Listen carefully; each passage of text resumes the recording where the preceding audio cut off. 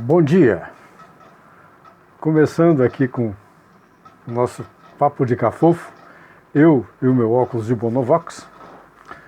Mas ontem foi um dia tão movimentado, com tanta coisa nova, com tanto fato pitoresco, que dá uma vontade mesmo de ficar falando por muito tempo. Mas vou tentar ser bem resumido aqui. Chegar na entrevista do nosso digno vice-presidente Marechal Mourão. Pois é. A política nem sempre é, ou raramente é, aquilo que parece ser. A prática política, os atos políticos, raramente são óbvios, raramente são explícitos. E ontem a gente teve uma entrevista do nosso ínclito general. Bom, vamos pensar o seguinte: política, antes de tudo, é a ocupação de poder, é a disputa para a ocupação de poder. E essa é uma razão básica pela qual política e militar são coisas incompatíveis. Não significa que um seja ruim e outro seja bom. Há coisas boas e coisas ruins em tudo nessa vida. Mas há incompatibilidades recíprocas. Política e militarismo são coisas incompatíveis. A política busca um consenso. O militar busca ordem. A política se processa numa condição de igualdade. O militarismo numa condição de subordinação. No campo das ideias, a política convive no pluralismo. O militarismo, ele convive, ele sobrevive no supremacismo. Manda quem pode, obedece quem tem juízo. Na política não é assim.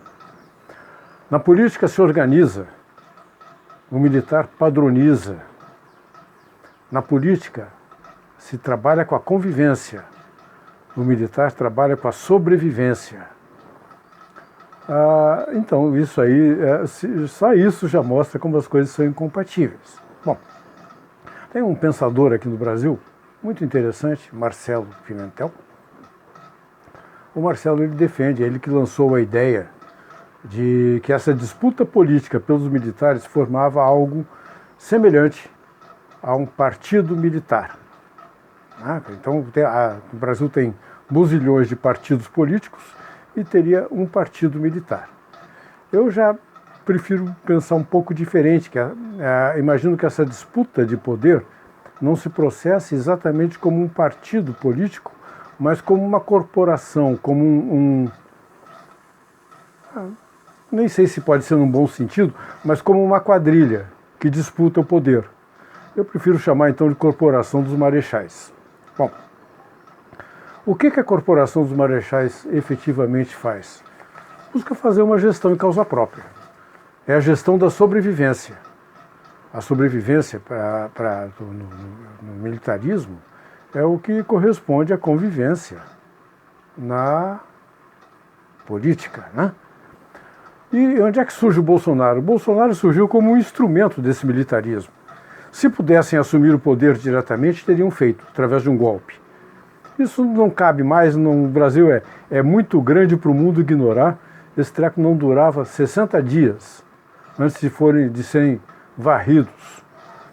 Então não haveria mais dopes nem tortura que sustentasse por 21 anos uma supremacia militar. E olha que eram militares de outros tempos. Eram militares nacionalistas, na sua maioria. Muito diferente do que hoje se vê no governo militar neoliberal, que é um governo entreguista. Tá? São os militares entreguistas. É difícil até a gente perceber essa mudança quando ocorreu. Imagino que tenha sido a partir dos eflúvios do Reagan e da Thatcher. Bom, mas o que acontece é que então arrumaram um político que se topasse fazer levar o militar ao poder. A ocupação da administração pública pelos militares é uma coisa visível, né? Chega a ser chocante. quando a gente vê a quantidade de ministros, inclusive militares, em funções civis, quando se vê a ocupação do segundo, terceiro escalão por militares, quando se vê gente tipo Pazuello, pelo amor de Deus, Pazuello, querendo conduzir um país, numa saúde no país, num tempo de pandemia.